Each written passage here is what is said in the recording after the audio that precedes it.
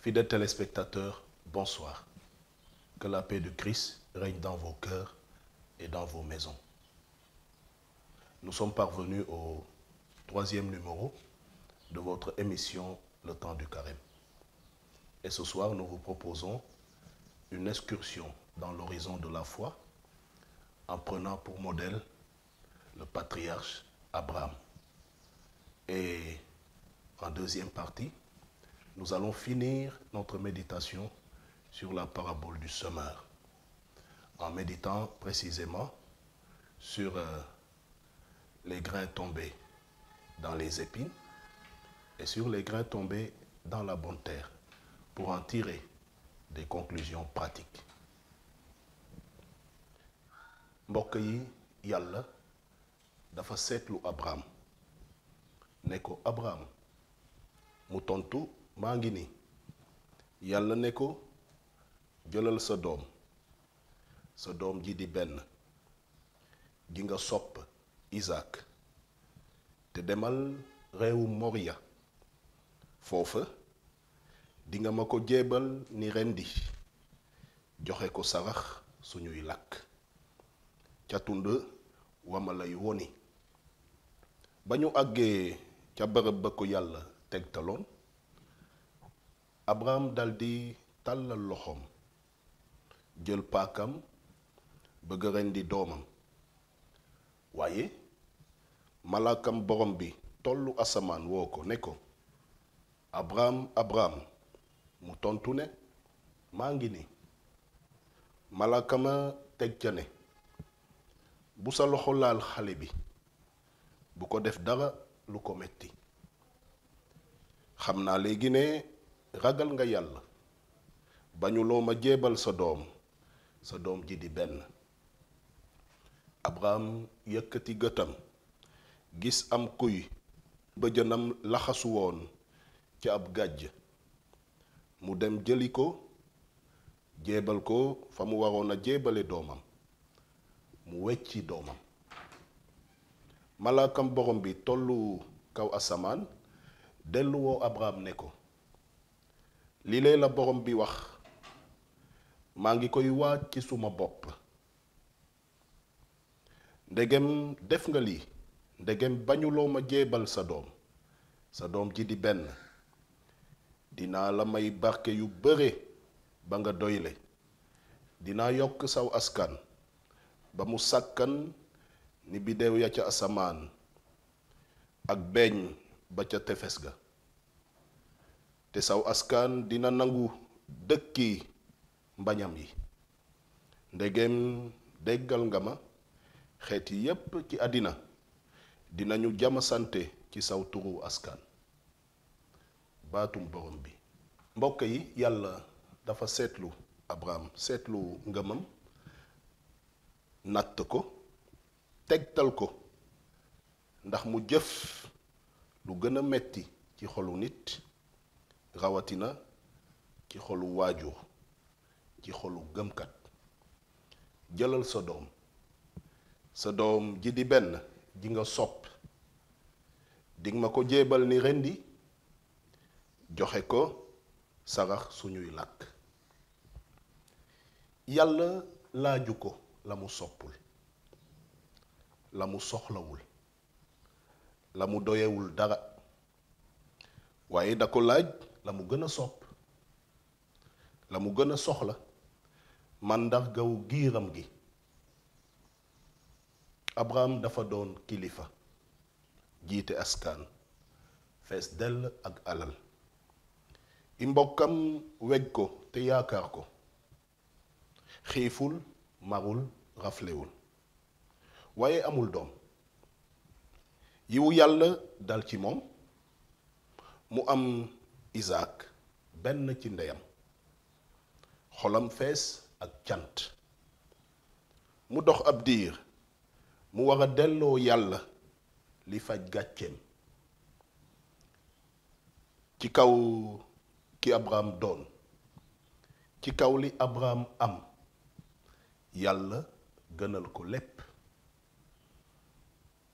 gëmkat du yees gëmkat du nasax gëmkat du bëgge, gëmkat du ragal, gëmkat du waxantu ak a defantu. moo tax téere bi nettali lile. Abraham daldi tàllal loxoom jël paakam bëgg rendi doomam. dégluwul boppam. bu déglu woon boppam du ko def. dégluwul jabaram. bu ko déglu woon xëy na sax du dem. dégluwul it i mbokkam. waxtaanul sax ak ñoom balaa ñuy yàq xelam. li yàlla wax doy na ko te loo lay def dafa sës ci borom bi di ko yedd. mbokk yi lan lañu mënal yàlla ci suñu jëmu bopp ak ci suñuy njaboot. Abraham boolewul wax ci li mu war a def. ñun nag dinañu jiital wax ci li ñu war a def ba tax duñu fas yéene sax def. ngëm dafa am li mu laaj te ajuwul ci ñun ñu dogal ko. baax na ñu nangul yàlla ci lépp ak ci kaw lépp.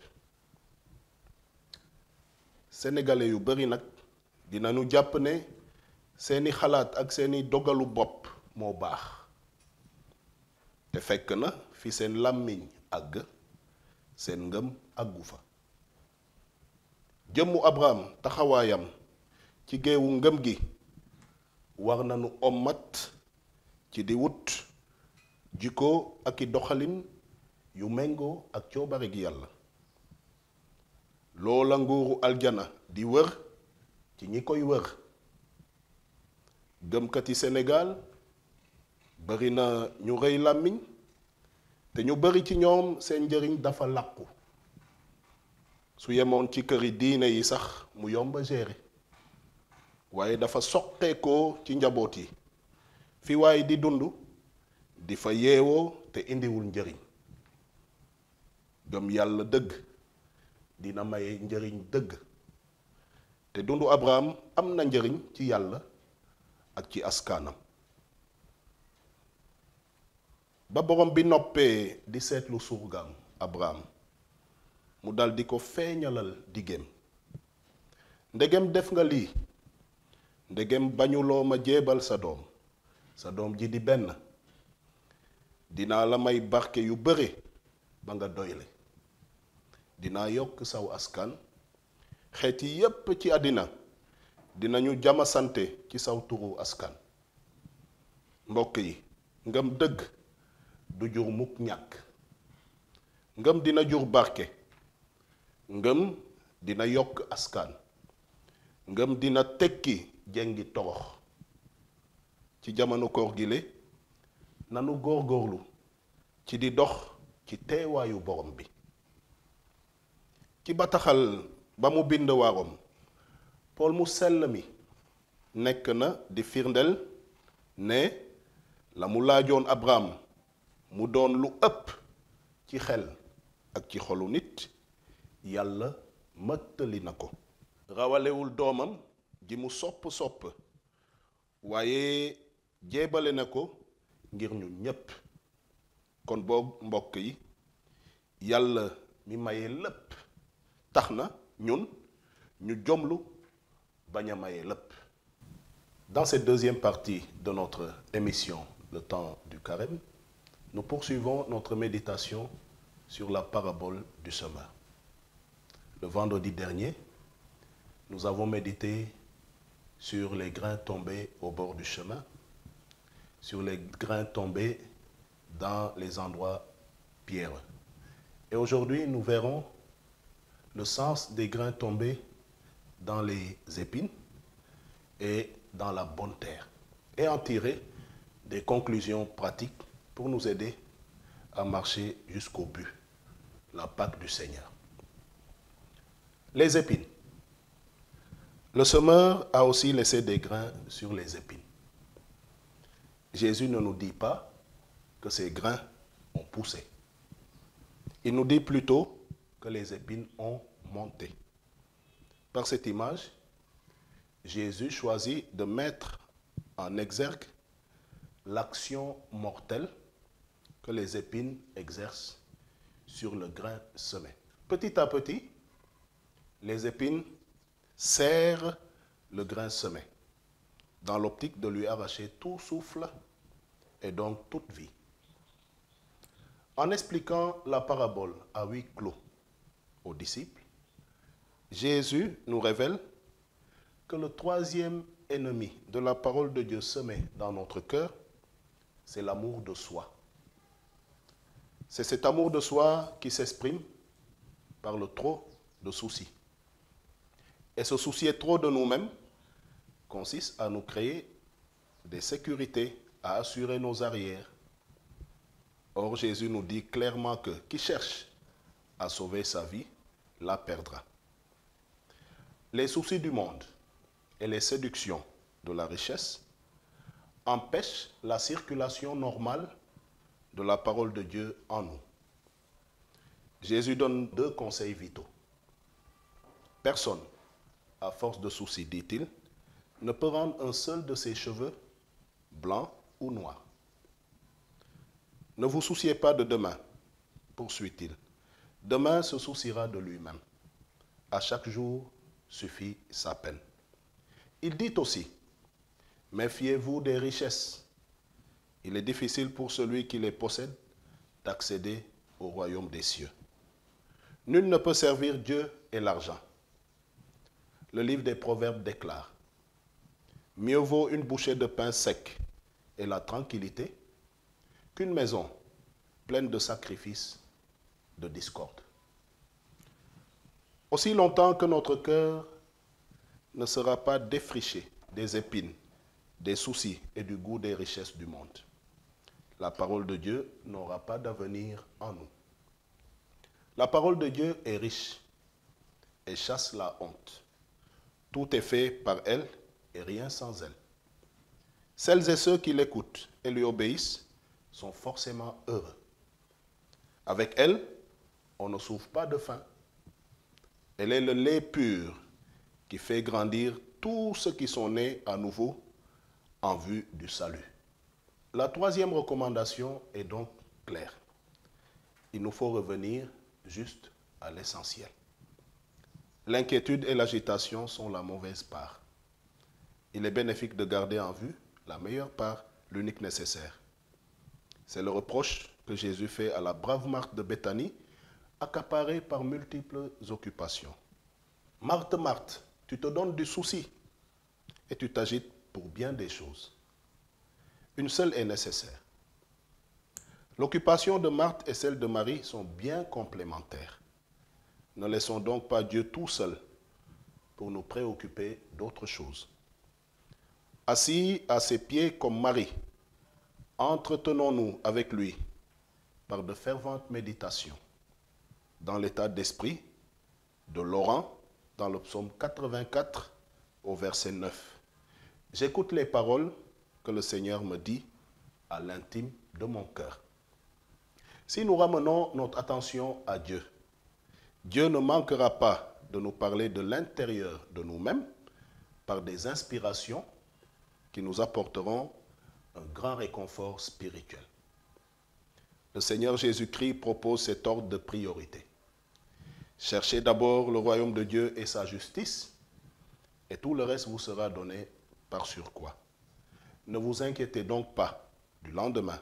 Demain s'inquiétera de lui-même. À chaque jour suffit sa peine. L'homme du siècle se lève le matin et il court dans tous les sens.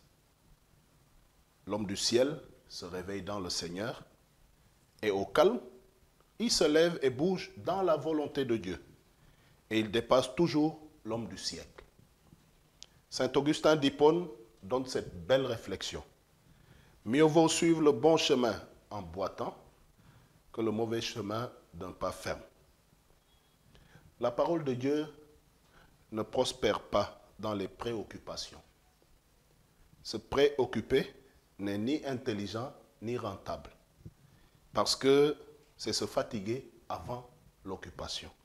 Occupons-nous et arrêtons de nous préoccuper. Au cœur de nos inquiétudes, le Seigneur nous parle par la bouche du prophète Isaïe.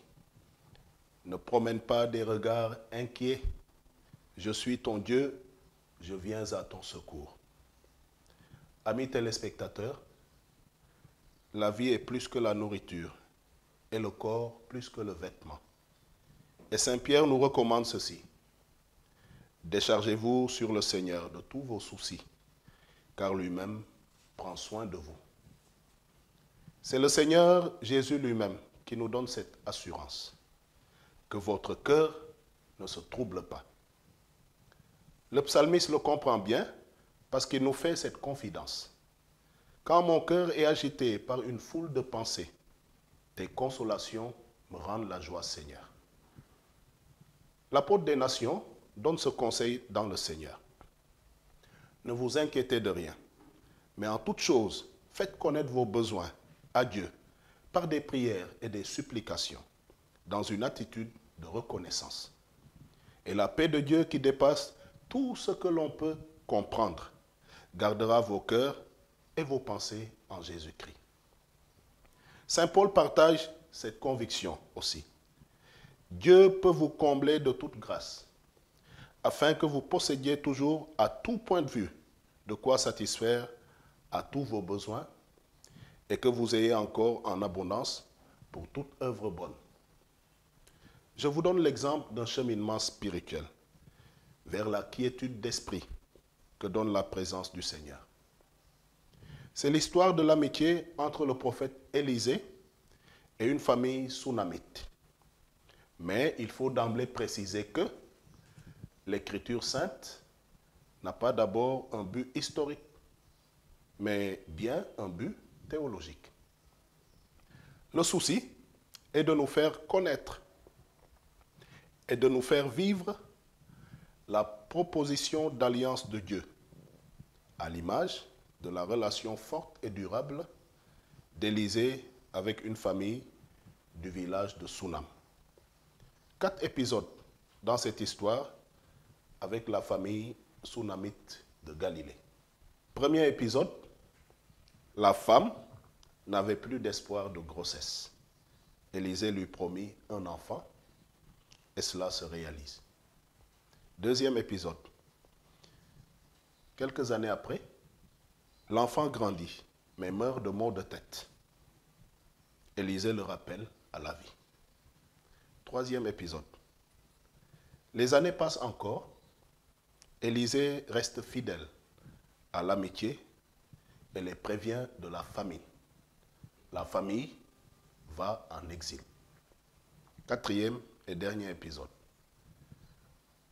Au retour de la famille d'exil, conformément à la loi, elle perd ses terres par réquisition. Élisée intervient pour qu'elles leur soient restituées. N'interprétons pas vite devant certaines situations. Les gens sont généralement unis ou désunis parce qu'ils se sont pratiqués pendant de très longues années. C'est donc cet homme, Élisée, prophète de Dieu, second et dernier père du Carmel, qui arrive dans le petit village de Sunam, qu'il connaît bien. Le reste se passe de commentaires. Élisée commence sa mission de prophète vers l'an 850 avant Jésus-Christ. Il prend le flambeau des mains du grand Élie. Élisée est un laboureur plein de zèle. Il aspire aux buts les plus élevés.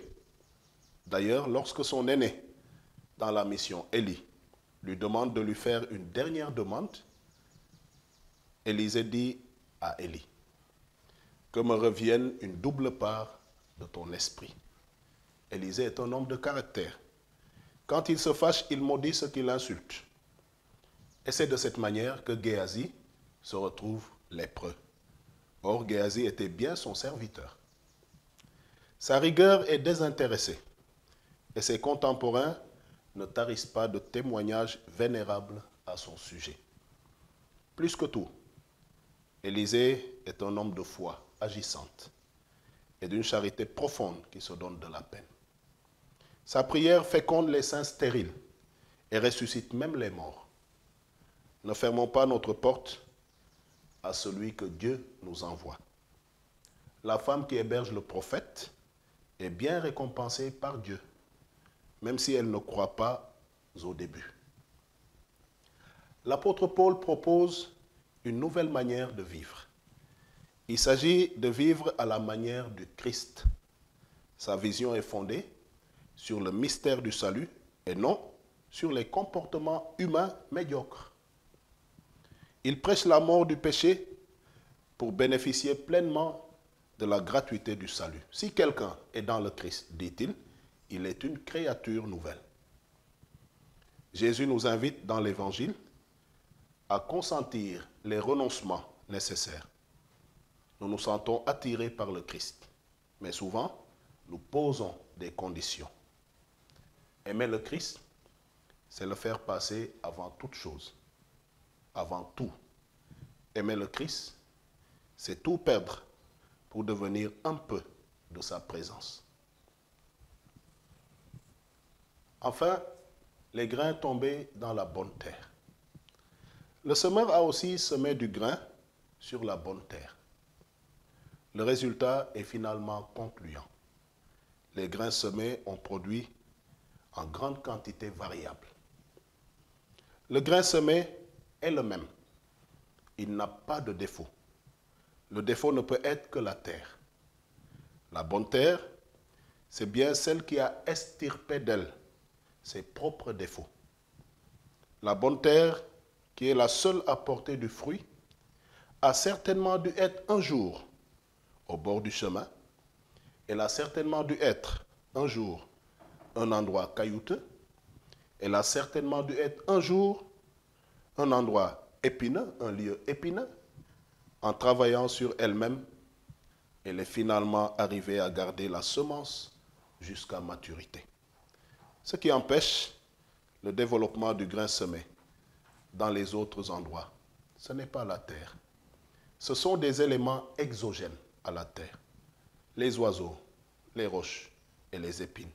C'est-à-dire le diable, les difficultés réelles et les soucis irréels. Le diable, c'est Satan, le père du mensonge. Les difficultés, ce sont les obstacles réels que l'on rencontre sur notre chemin de tous les jours. Ce sont les aléas de la vie, les mésaventures, la misère tangible qui affecte notre cœur.